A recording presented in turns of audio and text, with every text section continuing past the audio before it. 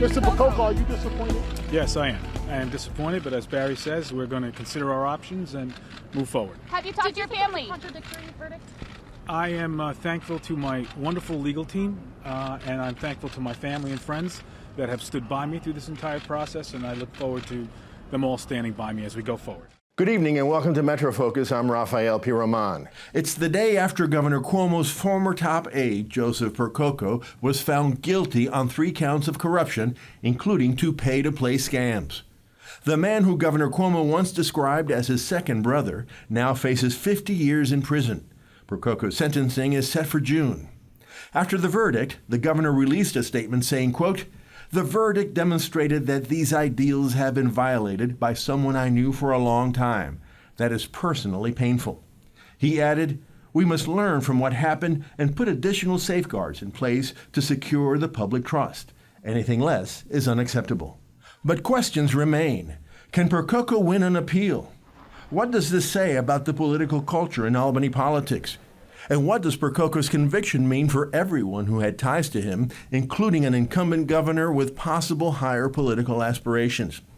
For answers, Metro Focus co-host Jenna Flanagan is standing by with the executive director of the Center for the Advancement of Public Integrity at Columbia Law School and former federal prosecutor Jennifer Rogers. Jenna? Thanks, Raf. So, Jennifer, first let's start at the beginning. What was Joe Percoco found guilty of? He was convicted of 3 counts, and they're basically for 2 different pay-to-play schemes. One, and they both involve kind of state favors. He was taking money personally for doing state action. So one had to do with an energy company and a contract that they wanted. The other was a scheme involving real estate with some developers from Syracuse. But in both of those cases, he's trading money to him for governmental action. And I understand that this was also a split decision from the jury. So what was he not convicted of? Well, he wasn't convicted of the 2 extortion counts. He was convicted of honest services fraud, and he was convicted of 1 bribery solicitation count. He was not found guilty of the 2 extortion counts and another solicitation count, but they all involved the same conduct, which is why it's a little bit puzzling why the jury convicted on one side and didn't convict on the other counts. Yeah, and we did see some back and forth with the jury struggling to come up with these conclusions. But also I want to say that Joe Percoco wasn't the only person on trial in this case. Who else was there? So there were 3 other defendants, 1 from the energy company, 1 executive from the energy company, and 2 real estate executives from the Syracuse real estate firm. The energy company defendant was a hung jury. They couldn't come to a decision on his counts at all. And of the 2 real estate developers, 1 was convicted and 1 was acquitted. So, you know, it really was all over the place. You really can tell that the jury struggled to come to these conclusions. But just to give us a clear understanding of that struggling, so explain to a little bit about how some of these overlapped. Because in one case there was a no-show job that Percoco was found guilty of, and on the other hand, somebody was found not guilty. Yeah, so very interesting. So one of the things that got the most play in the press, at least, about this was a low-show job that went to Percoco's wife. So she took a job for $90,000 a year and basically did very, very little, and that job came from the energy company. The energy company defendant was a mistrial, a hung jury. The jury couldn't decide on those counts, but one of the counts Percoco was convicted of was soliciting a bribe from the energy company executive about the low-show job. So it's a little bit inconsistent there, although of course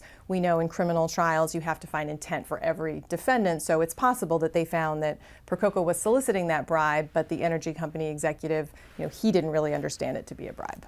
Okay, well then that does leave a lot of loose ends with this conclusion, and so we've seen other corruption trials end up getting overturned, the convictions overturned. So is there a chance that there's enough loose ends left for this Percoco convictions to be overturned?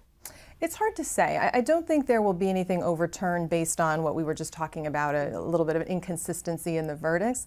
You know, there are lots of rulings during the course of any trial, and all of those can be appealed. You know, the defense can say the judge was wrong when she let in this piece of evidence and appeal on that basis. So, you know, they'll appeal on a whole bunch of bases, and we'll have to see what sticks. But I don't think we'll have the same problem here that we had in the Silver and Skelos trial, because the government in this case had the opportunity to craft their jury instructions with the Supreme Court's McDonald decision in hand. So we won't see the same problem that we saw there. Well, I think it's incredibly appropriate that you bring up the Silver and Skelos trials, because it seems like corruption goes hand in hand with Albany. And of course, those were the two leaders of the two bodies of the legislature, the Senate and the Assembly.